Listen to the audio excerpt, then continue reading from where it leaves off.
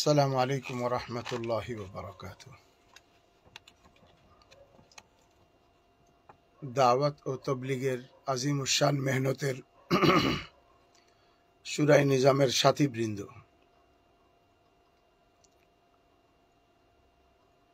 আল্লাহ তাআলা কোরআনে পাকের মধ্যে ইরশাদ ফরমান, ওয়াল্লাযীনা জাহাদু ফীনা লানাহদিয়ান্নাহুম সুবুলানা ওয়া ইন্নাল্লাহা লামাআল মুহসিনিন। যারা আল্লাহকে পাওয়ার জন্য কষ্ট মুজাহাদা করে,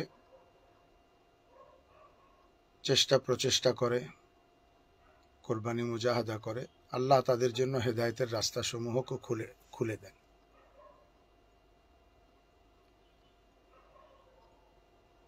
আমাদের দাওয়াত ও তবলিগের মেহনতের একটা মৌসুম হলো জোর ইজতেমার সময়, আর তখন আমাদের একটু কোরবানি মুজাহাদার প্রয়োজন হয়। আমি সাথীদেরকে কোরবানি ও মুজাহাদা করে, কষ্ট করে আমাদের ইজতেমার ময়দানের প্রস্তুতির জন্য, ময়দানে যে বিশাল প্রস্তুতিমূলক কাজ রয়েছে সে কাজের আঞ্জাম দেওয়ার জন্য, যেহেতু দায়িত্ব আমাদের শুরায়ে নিজামের উপরেই, এই জন্য আমি সাথীদেরকে দাওয়াত দেওয়ার উদ্দেশ্যেই লাইভে আসছি আর দু একটা কথা বলার জন্য। সাথী ভাইদের নিশ্চয়ই মেহনত করতে করতে, তালিম করতে করতে আমাদের সাহাবাদের অনেক কোরবানির কথা মনে আছে। হযরত খাব্বাব ইবনুল আরাত রাদিয়াল্লাহু তাআলা আনহু কিরকম কোরবানি দিয়েছিলেন, যে হযরত ওমর রাদিয়াল্লাহু তাআলা আনহুর জামানাতে একবার হযরত ওমর হযরত খাব্বাবকে বলেছিলেন যে, খাব্বাব, তোমার ইসলাম গ্রহণের পর কষ্টের কথা একটু শোনাবে আমাদেরকে। তো হযরত খাব্বাব রাদিয়াল্লাহু তাআলা আনহু তার কোমরের কাপড় উঠিয়ে হযরত ওমরকে দেখালেন। ইস্পাত হৃদয়ের কঠিন মানুষ হযরত ওমরের চোখেও পানি চলে আসছিল হযরত খাব্বাবের কোমর দেখে। এরপরে তিনি তার সেই হৃদয় বিদারক কষ্টের কথা বর্ণনা করেন, যে ইসলাম কবুল করতে গিয়ে তাকে কত কষ্ট করতে হয়েছে। আমাদের নিশ্চয়ই তালিমের কিতাবে তালিম করতে করতে আব্দুল্লাহ ইবনে জাহাশ রাদিয়াল্লাহু তাআলা আনহুর ঘটনা বহুবার পড়েছে, মনে আছে, যিনি যুদ্ধের আগের রাতে আল্লাহ পাকের কাছে দোয়া করেছিলেন এবং তার নাক কান কাটা গিয়েছিল। তাহলে তারা ইসলাম কত কষ্ট করে পেয়েছেন এবং ইসলাম প্রতিষ্ঠার জন্য কত কষ্টই না তারা করেছেন। এমনকি মহিলা সাহাবী হযরত সুমাইয়া রাদিয়াল্লাহু তাআলা আনহা, যার লজ্জাস্থানে আবু জাহাল মালউন বর্ষা নিক্ষেপ করে বৃদ্ধাবস্থায় তাকে শহীদ করে। হুজুর সাল্লাল্লাহু আলাইহি ওয়াসাল্লামের দৌহিত্র হযরত হুসাইনের কথা নিশ্চয়ই আমরা ভুলে যাইনি, যে হুসাইন রাদিয়াল্লাহু তাআলা আনহুকেও ইসলামের জন্য তরবারি দিয়ে দ্বিখণ্ডিত করা হয়েছিল, তার মাথা মুবারক বর্ষার উপরে ঝুলিয়ে রাখা হয়েছিল।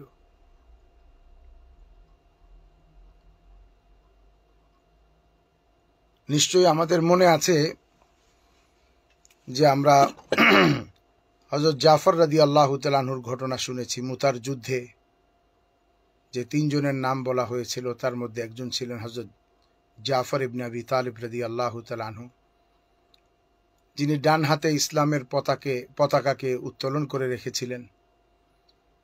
প্রতিপক্ষ দুশমন যখন তার ডান হাত কেটে দিল, তিনি বাম হাতে নিলেন। যখন বাম হাত কেটে দিল, উভয় হাতে পতাকাকে উত্তোলন করে ধরেছিলেন। জীবন দিয়েও ইসলামের পতাকাকে রক্ষা করেছিলেন, ভুলুণ্ঠিত হতে দেননি। আমি আমাদের দাওয়াতে তবলিগের শুরাই নিজামের সাথী ভাইদেরকে বলবো, এ কাহিনী আমরা কোনো যুদ্ধের জন্য বলছি না। সাহাবাদের বিশাল কোরবানি সামনে রেখে আমরা কিঞ্চিত আমাদের জানমালের কোরবানি করে আমরা ইজতেমার প্রস্তুতিমূলক কাজের জন্য যাতে একটু কোরবানি করি, আমি সে লক্ষ্যেই কথা বলছি। আজকে টঙ্গীর ময়দানকে আমরা রূপক অর্থে হকের পতাকা বলতে পারি।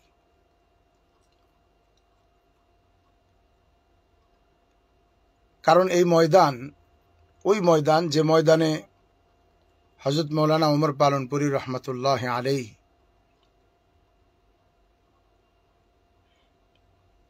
2 থেকে 3 ঘন্টা বয়ান করতেন। তার লম্বা বয়ান হতো, যার লম্বা তর্জমা হতো। এই ময়দান যে ময়দানে হযরত মৌলানা মুফতি জৈনুল আবিদিন সাহেব রহমতুল্লাহ আলাইহি বয়ান করতেন, কারি জহির সাহেব রহমতুল্লাহ আলাইহি বয়ান করতেন, মৌলানা উবাইদুল্লাহ বলিয়াবি রহমতুল্লাহ আলাইহি বয়ান করতেন, হাজি আব্দুল ওয়াহাব সাহেব রহমতুল্লাহ আলাইহি বয়ান করতেন। আমাদের এই সকল আকাবির ও আসলাফদের হেদায়তমূলক কথাবার্তার দ্বারা নামালুম কত অগণিত অসংখ্য মানুষের জীবন পরিবর্তন হয়েছে এই ময়দানে। সুতরাং আমরা রূপক অর্থে এই ময়দানকে হকের পতাকা বলতে পারি। এছাড়া গত অল্প কয়েক বৎসর পূর্বে এই ময়দানেই ঝরেছিল ওলামাদের রক্ত, কত আলেমের মাথার রক্ত, শরীরের রক্ত এ ময়দানে ঝরেছিল। কাল কিয়ামতে টঙ্গীর ময়দান সাক্ষী দিবে কার কার রক্ত ঝরেছিল, কারা ঝরিয়েছিল। আল্লাহ পাকের সঙ্গীন আদালতে তাদেরকে অবশ্যই জবাবদিহি করতে হবে। দুনিয়াতে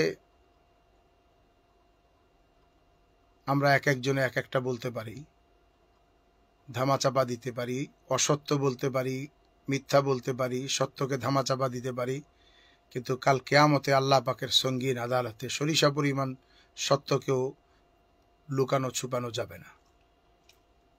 ওই দিন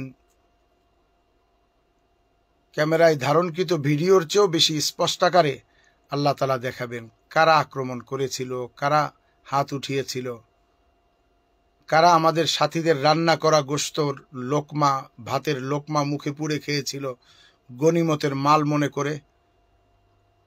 কাল কিয়ামতের দিন আল্লাহ পাকের সঙ্গীন আদালতের জবাব দিতে হবে। তো সেই দিক থেকে আমরা টঙ্গীর ময়দানটাকে হকের পতাকা মনে করি। আর কোনোভাবেই আমরা আমাদের এই পতাকাকে ভুলণ্ঠিত হতে দেব না। আমাদের এই ময়দান পরামর্শক্রমে আমাদের কাছে আসে, আমরা এই ময়দান যথাযথভাবে হেফাজত করব এবং এই ময়দানে অল্প কিছুদিন পরেই যখন ইজতেমা হবে, হাজারো লাখো মানুষ এখানে আসবে, হেদায়েতের কথা শুনবে, জীবন পরিবর্তন করবে। সুতরাং এই ময়দানের ইজতেমার প্রস্তুতিমূলক কাজের যে মহা সুযোগ আল্লাহ তাআলা আমাদেরকে করে দিয়েছেন, আমরা এই কাজ থেকে আমরা নিজেরা বঞ্চিত নিজেদেরকে করব না। সুতরাং আমাদের সাথীদের কাছে আমার আকুল আবেদন যে হকের পতাকাকে আগলে ধরার জন্য হযরত জাফর রাদিয়াল্লাহু তাআলা আনহু জীবন দিয়ে যেমন আগলে রেখেছিলেন, আমরা সাথীরা আমাদের সামান্য কিছু সময়, সামান্য কিছু অর্থ ব্যয় করে আমরা প্রত্যেকেই সামানা সহকারে ময়দানে চলে আসি এবং আমাদের ময়দানে বাঁশ গাড়া হোক, চট লাগানো হোক, ময়দান পরিষ্কার করা হোক, যেই কাজে আমাকে ব্যবহার করা হবে আমি ওই কাজেই ব্যবহৃত হব। পরামর্শক্রমে আমাকে যা করতে বলা হবে আমি তা করব। কোনো এক ভাই মৌলানা সাদ সাহেবের পক্ষের, ওনার এক ভিডিও রেকর্ডের মধ্যে দেখলাম আমার কথা তিনি বলতে গিয়ে বলতেছেন যে 6 নম্বর কাতারের মুরব্বী। আমি ওই ভাইকে বলবো আপনি আমাকে মুরব্বী কেন বললেন? আপনি তো 6 নম্বর কাতারের বলছেন, আমি তো 60 নম্বর কাতারের মুরব্বীও নিজেকে মনে করি না। আমরা টঙ্গীর ময়দানের যদি আমাদেরকে মুরব্বীরা ঝাড়ু দিতে বলে তো আমরা ঝাড়ু দিব, ময়লা পরিষ্কার করব, তাতেও আমাদের কোনো আপত্তি নেই। হকের জন্য, দ্বীনের জন্য কাজ করতে আমরা প্রস্তুত আছি। এই জন্য আমাদের সাথী ভাইদেরকে বলি, আজকে যদি আপনার বাচ্চা অসুস্থ হয় আর যদি ডাক্তার বলে যে তাকে হসপিটালে ভর্তি করতে হবে, তাকে হসপিটালে 5 দিন রাখতে হবে এবং আপনাকে প্রতিদিন ক্যাবিন ভাড়া দিতে হবে, সিট ভাড়া দিতে হবে, ইঞ্জেকশনের টাকা দিতে হবে, ডাক্তারের ফি দিতে হবে, আপনি নিশ্চয়ই কাজগুলি সবই করবেন, অর্থ ব্যয় করবেন, রাত জাগবেন। এরপরেও আপনার বাচ্চার সুস্থতার পরে আপনার অন্তর জুড়াবে, মুখে হাসি ফুটবে। তাহলে আপনার আমার সন্তানের রক্ষার চেয়েও দিন রক্ষা কি বেশি জরুরি নয়? আমার এবং আপনি আপনার সন্তানকে যতই হেফাজত করি, একদিন মৃত্যু অনিবার্য। মৃত্যু আমাদের সকলেরই একদিন হবে।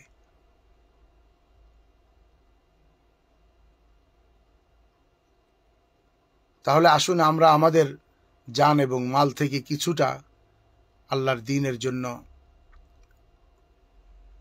দ্বীন কায়েমের জন্য, মেহনতের জন্য ব্যয় করি। আমি ভাইদেরকে বলবো যে বাড়িতে প্রত্যেকেই সামানাপত্র সহকারে ময়দানে চলে আসি। আর আমার আওয়াজ যদি মা বোনদের কাছে পৌঁছে, আমি মা বোনদেরকে বলবো আপনারা হজরতে ফাতেমার ভূমিকা পালন করেন, হজরতে আয়েশার ভূমিকা পালন করেন, বিশেষ করে হজরতে আমর বিন জামুহ রাদিয়াল্লাহু তাআলা আনহু এর স্ত্রীর ভূমিকা পালন করেন। স্বামীকে তৈরি করেন যে তুমি আল্লাহর রাস্তায় যাও, ময়দান তৈরি করো, ময়দানের কাজে শরিক হও। আমরা ঘরে বসে এই নেকির মধ্যে অংশীদার হব। প্রয়োজনে তোমার অনুপস্থিতিতে যে কষ্ট হবে অথবা আমাদের খাবার দাবারের কোনো কমি হবে, আমরা সেটাকে বরদাস্ত করে নিব আল্লাহর জন্য। আমার এই আওয়াজ যদি আমাদের সাথীদের সন্তানদের কাছে পৌঁছে, আমি ওই সকল মুবাল্লিগিনদের ভাইদের সন্তানদেরকে বলবো, তোমরা তোমাদের বাপকে তৈরি করো, ভাইকে তৈরি করো, তোমরা তোমাদের বাপ ভাইকে তৈরি করো যে বাবা তুমি ময়দানে যাও এবং সেখানে ইজতেমার প্রস্তুতিমূলক কাজ চলছে, তুমিও বঞ্চিত হইও না, আমাদেরকেও বঞ্চিত করিও না, তুমি যাও। প্রয়োজনে আমরা বাড়িতে নুন ভাত খাবো, আমরা উপবাস থাকবো, রোজা রাখবো, আমরা কষ্ট করব, কয়টা দিনই তো পার হয়ে যাবে। তুমি ময়দানে যাও এবং সেখানে গিয়ে তুমি কাজের মধ্যে অংশগ্রহণ করো। এইভাবে আমরা প্রত্যেকেই আমাদের ফ্যামিলি থেকে, প্রত্যেক ঘর থেকে পুরুষ আমরা ময়দানে পৌঁছে যাই। বিশেষ করে আগামীকাল ভোরেই ঢাকা জেলার মশওয়ারা আসে। এই মশওয়ারাতে যাওয়ার সময় সাথীরা সামানপত্র সহকারে যাওয়ার চেষ্টা করি এবং অন্তত পক্ষে 7-10 দিনের জামাত বানায় আমরা ময়দানে থেকে, আর বিশেষ করে ছুটির দিনগুলোতে আমরা যেভাবে পূর্বেও কাজের জন্য বাস, গাড়ি ইত্যাদি মসজিদ থেকে ইন্তজাম করে ছাড়তাম, এখনও সেই ইন্তজামগুলি করব যাতে বেশির থেকে বেশি সাথী ময়দানে পৌঁছে এবং অল্প সময়ের মধ্যেই আমাদের ইজতেমার প্রস্তুতিমূলক কাজ হয়ে যায়।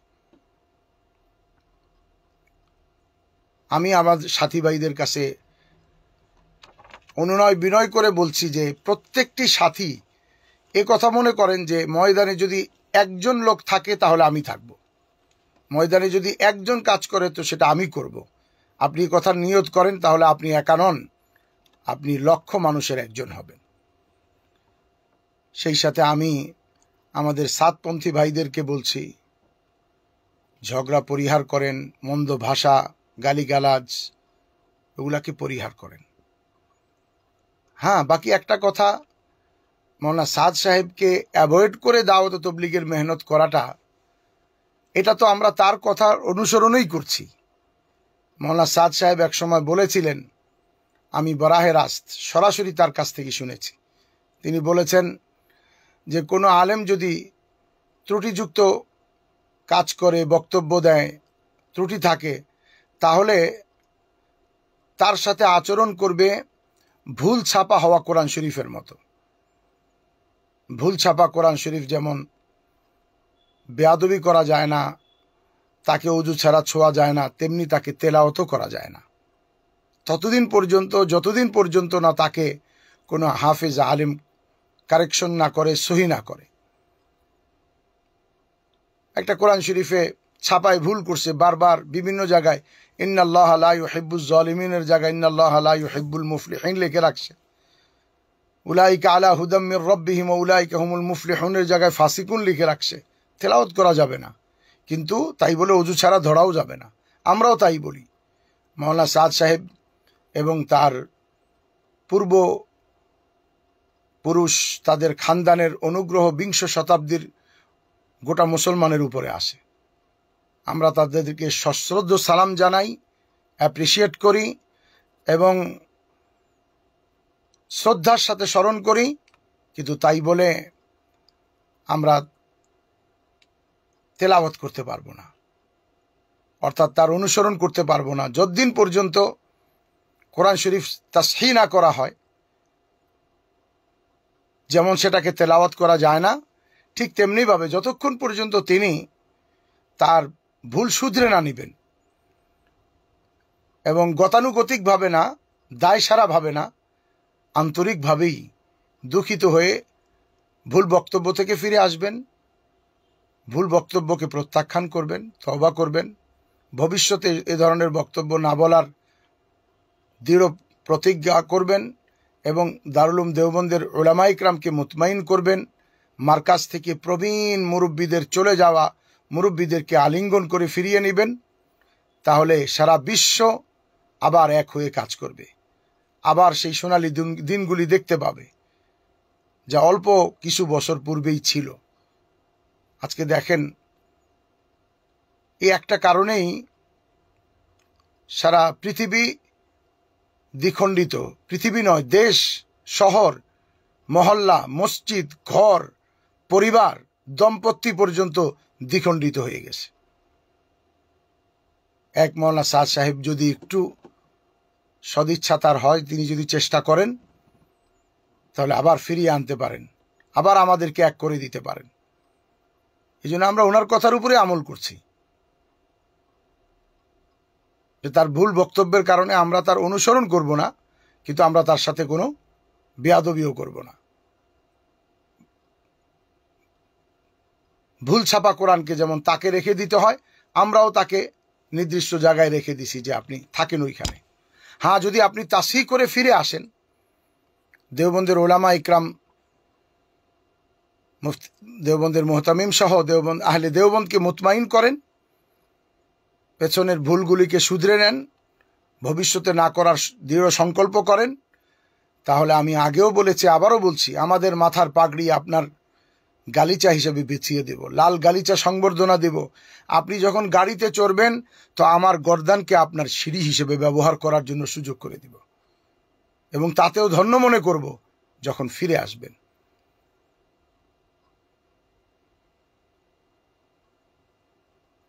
সাদপন্থী ভাইদেরকে বলছি, আপনাদের সাথে আমাদের ব্যক্তিগত কোনো বিরোধ নেই, না সাদ সাহেবের সাথে, না আপনাদের সাথে, ব্যক্তির সাথে কোনো বিরোধ নেই। এক্ষেত্রেও মাওলানা সাদ সাহেবের একটা কথা আমার মনে পড়ে, তিনি বলতেন, সাবান কাপড়ের বিরুদ্ধে নয়, ময়লার বিরুদ্ধে। আমার ভাইরা সাবানকে কাপড়ের বিরুদ্ধেই নিয়ে ফেলছেন, সাবান দিয়ে কাপড় ছিঁড়ে ফেলতে চাচ্ছেন, এটা ভুল সিদ্ধান্ত। সাবান শুধুমাত্র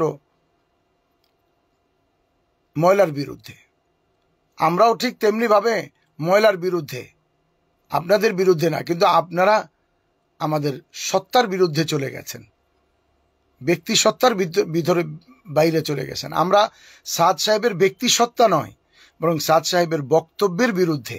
উনি বক্তব্য থেকে ও আচরণ থেকে ফিরে আসুক, আমরা আবার তার সাথে একমত। আমি ব্যক্তিগতভাবে মনে করি। এই জন্য আপনাদের কাছে আমাদের অনুরোধ যে উভয় পক্ষের ইজতেমা শেষ হয়ে যাওয়া এবং সরকার উভয় পক্ষকে নিয়ে বসা পর্যন্ত আপনারা বুদ্ধিমানের পরিচয় দিন, ভদ্রতার পরিচয় দিন, আক্রোশ, জিঘাংসা, মিথ্যা, অপবাদ, চক্রান্ত এই সব কিছু থেকে ফিরে আসুন। আপনারা খুব ভালো করেই জানেন যে একটা কাজ যদি কেউ না জেনে সে কাজটা করলে কি কেমন হয়। ড্রাইভিং জানে না, সে যদি গাড়ি চালাইতে যায় তো সে কি করতে পারে, কতগুলি মানুষ হত্যা করা ছাড়া কি করবে। যে বিমান চালাতে পারে না, আকাশে যদি চলমান বিমানে যদি পাইলটের জায়গায় তাকে বসায় দেয় তাহলে গোটা বিমান ও যাত্রী সহকারে সকলের ধ্বংস ছাড়া আর কি হবে। বিরাট একটা স্থাপত্য 10 তলা 12 তলার যদি ইঞ্জিনিয়ার ছাড়া কোনো রাজমিস্ত্রির হাতে ছেড়ে দেয়া হয় তাহলে স্থাপত্যটা মুখ থুবড়ে পড়া ছাড়া আর তো কিছুই হবে না, অর্থ সম্পদ নষ্ট হওয়া ছাড়া আর কিছু হবে না। তো ঠিক তেমনি ভাবে আমাদের সাতপন্থী ভাইদেরকে আমরা বলবো যে দেখেন, যারা সাধারণ সাথী, যাদের কাছে এলেম নাই, তাদেরকে আপনারা ওলামাদের থেকে দূরে সরিয়ে বিভ্রান্ত করার চেষ্টা করেন না। আচ্ছা, আপনি ধরেন এক্সাম্পল, আপনি যিনি শুনছেন আপনি একজন ডক্টর। আচ্ছা, আপনি কি এটা মেনে নেবেন আমি আমার এলাকাতে একটা চেম্বার খুলে যে কোনো লোক আসবে আমি প্রেসক্রাইব করা শুরু করব? একজন আসছে মাথা ব্যথা, তাকে টাফনিল লিখে দিব। একজন আসছে চোখ ব্যথা, তাকে আমি অপটিমক্স ড্রপস দিয়ে দিব। একজন আসছে পেটে ব্যথা, আমি তাকে অ্যালজিন ট্যাবলেট লিখে দিব। একজন আসছে বমি হচ্ছে, আমি তাকে অমিডন দিয়ে দিব। একজন আসছে দাস্ত হচ্ছে, আমি তাকে টেট্রাসাইক্লিন লিখে দিব। একজন আসছে যে আমার প্রস্রাব খুব ঘন ঘন হচ্ছে, মনে হয় ডায়াবেটিক্স, আমি তাকে ইনসুলিন দিয়ে দিব। এই অধিকার কি আমার আসে? এটা কি আমি করতে পারি? এটা করা কি আমার সমীচীন হবে? এটা করা কি আপনি এটাকে সমর্থন করবেন? নিশ্চয়ই না। তাহলে আমরা যে সাথীরা দীর্ঘদিন চিল্লা দেওয়ার পরে এখনো পর্যন্ত মা ইয়াজুজু বিহি সলা কিংবা 4টা সূরা এবং দোয়ায়ে কুনুতকে সহি করতে পারি নাই, তাহলে আমি কিসের উপরে ডিপেন্ড করে এত বড় দায়িত্ব কাঁধে নিচ্ছি যে এটা ঠিক, আমি যেটা বুঝছি সেটাই ঠিক, বা উনি যেটা বুঝছে সেটা সম্পূর্ণ বেঠিক? কেন আমরা এই কথাটা বুঝি না যে আহলে ইলম, অভিজ্ঞ, মুত্তাকি, পরহেজগার ওলামা ইকরামের হাতে ছেড়ে দিয়ে বলি যে হযরত আপনারাই সিদ্ধান্ত নেন এই অবস্থায় করণীয় কি? এটা প্রসঙ্গ আসছে এই জন্য বললাম, নতুবা আমার এই লাইভ করার উদ্দেশ্য শুধুমাত্র আমাদের শুরাই নিজামের ভাইদেরকে এ কথার দাওয়াত দেওয়া যে আমরা ময়দানে চলে আসি। আমাদের মুরব্বীরাও ময়দানে আছেন, আমাদের সেখানে কাজের তরতিব করা হবে, তরগিব দেওয়া হবে। পরিশেষে আমি আমাদের অপর দিকের শখসি নিজামের ভাইদেরকে বলবো, চলেন আমরা একটা কাজ করি, অন্তত পক্ষে ঐক্যের জন্য একটা কাজ যেটা করতে পারি সেটা করি। আমরা উভয়ে একটা দোয়া রসুলের শেখানো, আল্লাহুম্মা আরিনাল হাক্কা হাক্কান ওয়ারজুকনা ইত্তিবাআহ ওয়া আরিনাল বাতিলা বাতিলান ওয়ারজুকনা ইজতিনাবা।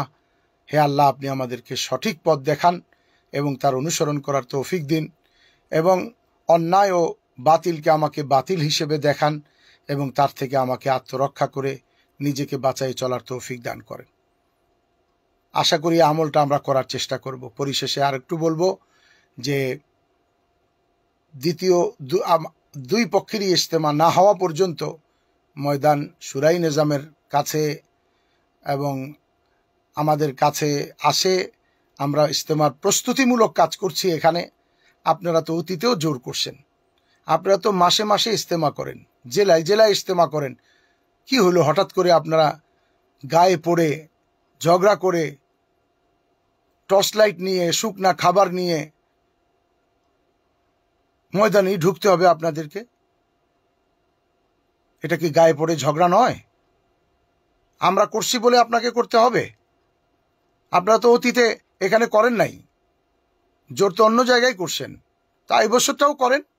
হ্যাঁ, ইজতেমা উভয় ইজতেমা হয়ে যাক, এরপরে তো সরকার উভয় পক্ষকে নিয়ে বসবে, একটা সিদ্ধান্ত আসবে।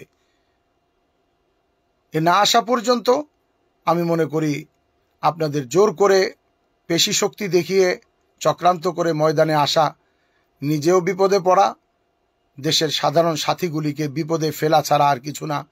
তার কারণ হলো আইনিভাবে আপনি যদি জোর করে ঢুকতে যান তাহলে আইন ভঙ্গকারী হিসেবে আপনি সরকারি এবং আদালতের দৃষ্টিতে অপরাধী সাব্যস্ত হবেন। আশা করি আপনারা এটা করা থেকে বিরত থাকবেন। আল্লাহ পাক আমাকে আপনাকে সকলকে হক দেখান, হকের অনুসরণ করার তৌফিক দান করেন, বাতিলকে বাতিল দেখান, বাতিল থেকে শতকোষ দূরে থাকার তৌফিক দান করেন। আর আমাদের শুরাই নিজাম সাথীদেরকে বলছি, বেশি থেকে বেশি সাথী ময়দানে কাজ করার জন্য টঙ্গী আশরাফ টেক্সটাইল মিল এবং হোন্ডা কারখানার মাঠ, অন্যান্য মাঠগুলিতে নতুন শামিয়ানা টাঙানোর ইত্যাদির প্রচুর কাজ রয়ে গেছে। আমার এই আওয়াজ যাদের কাছে পৌঁছে আমি তাদেরকে অনুরোধ করে বলছি, সামানা সহকারে প্রত্যেক সাথী ময়দানে হাজির হয়ে যায়, একটু কোরবানি করি 2-4টা দিন। আল্লাহ আমাকে আপনাকে সকলকে তৌফিক দান করেন। ওয়া আখির দাওয়ানা আলহামদুলিল্লাহি রাব্বিল আলামিন।